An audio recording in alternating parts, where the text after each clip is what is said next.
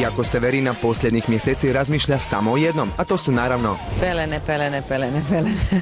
Ovog je ljeta ipak pronašla vremena za svoju vjernu publiku. Posljednji koncert u sklopu njezine mini turneje održan je u Vodicama, a mama je pokazala da se vladanje pozornicom ne zaboravlja lako. Imam sreću zaista što imam takav posao da mogu biti 99% vremena sa svojim ditetom, tako da ovih 6 koncerata to je stvarno bilo ništa. Mislim, spram onoga što smo imali, kakve smo imali turneje, ovo je onako, evo baš da mama izađe, napravi frizoru i da malo vidi svoj bend. Da euforija oko Severine ne jenjava, pokazalo je nekoliko tisuća ljudi, a atmosfera ju je, kaže, oborila s nogu. Zaželjela sam se ljudi, ja volim ljude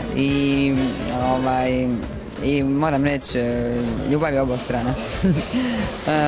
Tako da sve sljedeće što budemo radili ćemo razmišljati, radit ćemo za veliku turneju. Nagovaraju me za silne te arene i to sve skupa.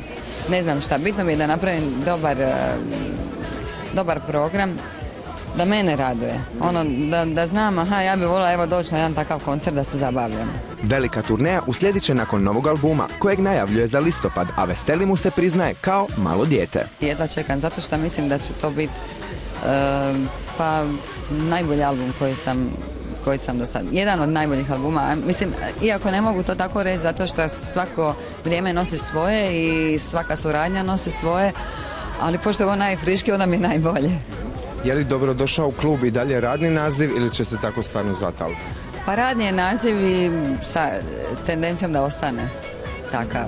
Iako je mini turneju privela kraju, Severina će na području Šibenika i Zadra ostati još neko vrijeme. Nakon glazbe na red je napokon došlo malo turizma. Dobila sam poziv od mame, od Dražena Petrovića, koja je sredila sobu, mislim Draženovu, gdje je on bio ko mali i onda me je zvala da bi voljela da dođemo dite i ja da vidimo tu sobu i poću svakako, pošto ću biti tu u Zadru još nekih 7 dana, tako da me to strašno raduje.